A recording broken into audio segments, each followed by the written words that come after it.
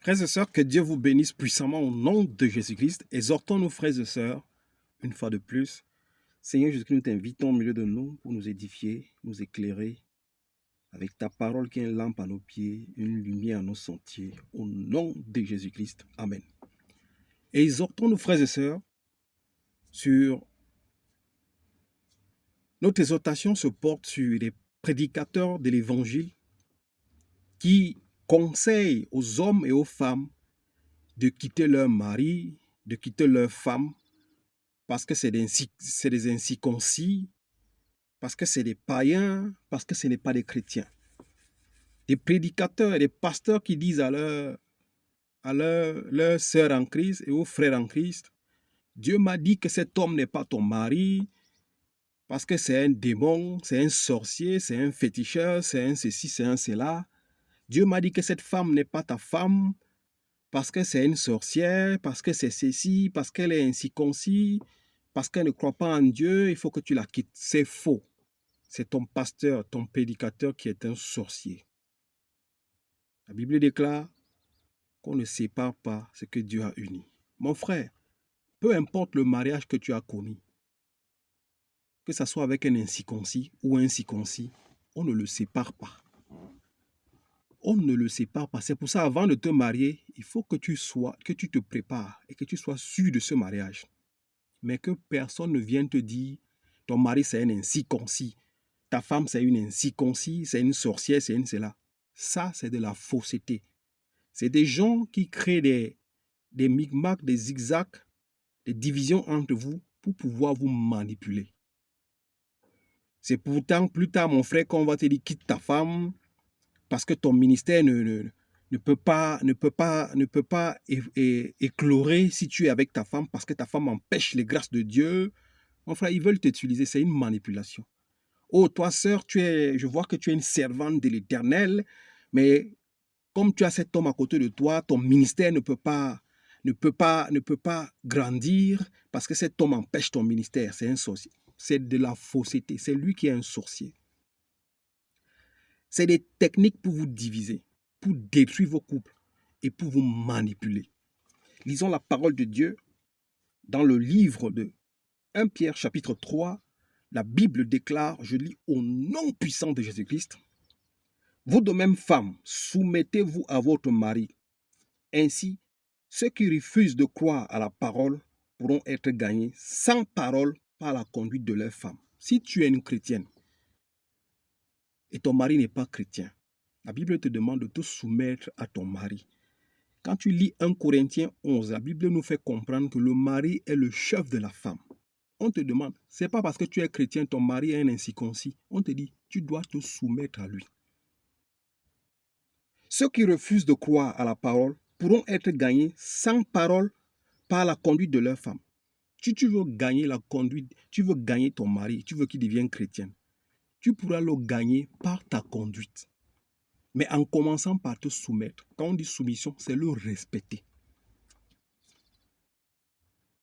En observant votre manière de vivre pure et respectueuse, en expressant votre manière de vivre pure et respectueuse, quand tu es pure, tu es respectueuse, même si cet homme est n'importe quel genre de voyou, même si c'est un coureur de jupons, même si c'est vraiment un sorcier comme ton prophète, ton pasteur a prophétisé, il va changer. Parce que ce n'est pas la lumière qui fuit les ténèbres, c'est les ténèbres qui fuient la lumière. On dit que votre parure ne soit pas une parure extérieure, cheveux, tresses, ornements d'or ou vêtements élégants, mais plutôt celle intérieure et cachée du cœur, la pureté incorruptible. Que ta parure ne soit pas cette parure extérieure. Ce n'est pas avec l'extérieur que tu vas faire changer ton mari. Ce n'est pas avec ton extérieur, ta beauté extérieure, comme certains encouragent les femmes de se décaper parce que les hommes africains aiment les décapages, aiment les femmes métisses. Non, mais ta beauté intérieure, c'est ça qui va faire changer l'homme. Parce qu'il va se dire, j'ai toujours trompé cette femme, j'ai toujours fait ceci, mais cette femme-là est là pour moi. Cette beauté intérieure-là, c'est ça qui va faire changer ton mari. Ta conduite, ton comportement, sans toucher à la parole de Dieu, tu vas prêcher la parole à ton mari qui est incirconcis ou ta femme qui est incirconcis via ton comportement, via ta façon de réagir. Cette femme ou cet homme va comprendre que non, il y a un Dieu qui existe et je dois me convertir. C'est ce que je voulais te démontrer. Nous avons fini cette exhortation, frères et sœurs, avec l'apôtre Paul qui dit lui-même que je crois avoir l'esprit. C'est pour ça quand il donnait une suggestion, il croyait que cela venait de l'esprit, même si ce n'était pas un ordre venant de Dieu. 1 Corinthiens chapitre 7, verset 4. 1 Corinthiens chapitre 7, verset 2. Verset 3. Que le mari rende à sa femme l'affection qu'il lui doit. On te dit, mon frère, ta femme n'est pas convertie. Ce n'est pas ta femme. Dieu me montre que ce n'est pas ta femme. Il faut la quitter.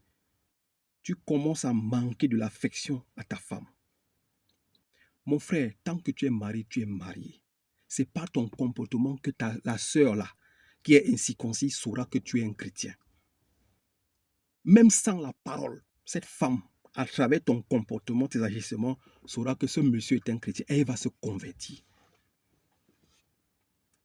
On dit ici que le mari rende à sa femme l'affection qu'il lui doit. Ne sous-estime pas cette femme-là parce qu'elle n'est pas chrétienne, parce qu'elle est incirconcis. Et que la femme agisse de même envers son mari. Ma soeur, ne sous-estime pas ton mari parce que c'est un incirconcis, parce qu'il n'est pas chrétien, parce qu'il ne va pas à la soi-disant église ou l'assemblée avec toi, parce qu'il ne fait pas les jeûnes et les prières avec toi. Ne le sous-estime pas, c'est le chef de ta famille. À cause du manque de respect, tu peux bloquer les bénédictions, les grâces dans ta vie. Certaines vivent l'infertilité, certaines vivent des maladies, certaines vivent le manque de bénédictions à cause du manque du respect que tu ne donnes pas à ta femme ou à ton mari. Je continue à lire. Ce n'est pas la femme qui est maître de son corps, mais son mari. Tu commences à priver ton mari de ton corps parce que le prophète a dit que ce n'est pas ton mari, c'est un incirconcis. Quand il vient te toucher la nuit, ah non, ne me touche pas. Ah non, je suis fatigué, je veux dormir. Tu commences à porter des pantalons pour dormir, des shorts, des culottes en jean pour dormir, des pantalons en jean pour dormir parce que tu ne veux pas que l'incirconcis te touche. Ma soeur, méfie-toi. Arrête de torturer le chef de ta famille. Arrête de torturer l'autorité que Dieu a mis au-devant de toi. Même si c'est un débauché. Faites attention, frères et sœurs. Je lis là, je continue la lecture. Ce n'est pas le mari qui est maître de son corps, mais sa femme. Depuis qu'on t'a dit que ta femme est possédée par les esprits de famille, oh, tu commences à fuir ta femme. Tu vas maintenant commencer à voir une sœur dont on t'a déjà présenté dans l'église. Quand tu rentres le soir, comme tu as déjà servi l'autre, quand la sœur te touche, oh, tu ne vois pas que je suis fatigué. J'avais une longue journée de travail, j'ai trop travaillé, je suis fatigué, laisse-moi dormir. Mon frère, méfie-toi. Tu es en train de faire rentrer le diable dans ta maison. L'apôtre Paul dit, ne vous privez pas l'un de l'autre, si ce n'est d'un commun accord pour un temps. Ne vous privez pas l'un de l'autre, si ce n'est un commun accord. Oh, le prophète a dit qu'on a 3 jours de séminaire. Je ne dois pas avoir des rapports sexuels. Ma soeur, mon frère, méfiez-vous avec la puissance de Dieu. Le prophète a dit que je ne dois pas te coucher avec toi parce que c'est une semaine de séminaire. Ne vous privez pas. L'apôtre Paul dit ici, ne vous privez pas l'un à l'autre si ce n'est d'un commun accord. Oh le frère, oh non, je suis en plein jeûne. L'onction de Dieu ne me permet pas d'avoir les rapports. Mon frère, quelle onction? C'est quel Dieu qui te parle de ça? Méfiez-vous. Je continue à lire. Pour un temps, afin de vous consacrer au jeûne. Et il y a une chose que vous devez savoir. La Bible déclare, même si vous vous consacrez à une prière, pour un couple, il faut que vous soyez d'un commun accord avant de vous consacrer à la prière et au jeûne. Parce que la Bible déclare, si 2 personnes s'assemblent pour me demander quelque chose, je leur accorde.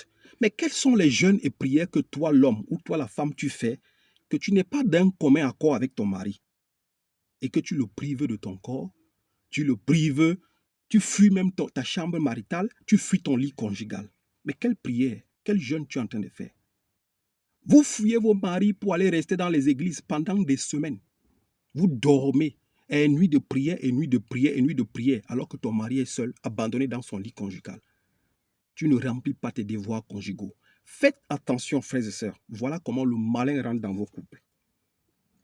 Je continue la lecture au nom de Jésus-Christ. Je dis cela comme une concession. C'est une concession venant de l'apôtre Paul qui avait l'Esprit de Dieu. Alors, si quelqu'un qui a l'Esprit de Dieu nous donne un conseil, c'est poussé par l'Esprit qu'il a parlé. Et plus bas au 10, il dit, à ceux qui sont mariés, j'adresse non pas moi, mais le Seigneur cette instruction. À ceux qui sont mariés, j'adresse non pas moi, mais le Seigneur cette instruction, que la femme ne se sépare pas de son mari.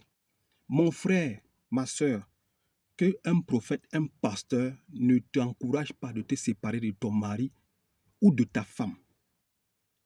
C'est un commandement du Seigneur. On dit ici, si il ou elle se sépare, qu'elle reste sans se remarier. Si tu te sépares de ta femme parce qu'elle est incirconcis, elle est sorcière, ne te marie pas. Reste comme ça. Ou alors va te réconcilier avec elle. Femme également, si tu te sépares de ton mari parce que c'est un incirconcis, il ne prie pas, c'est un débauché, ne te marie pas. Reste comme ça. C'est un ordre de Dieu, pas un ordre de l'apôtre Paul. Je continue à lire. Si elle se sépare à lui, qu'elle reste sans se remarier,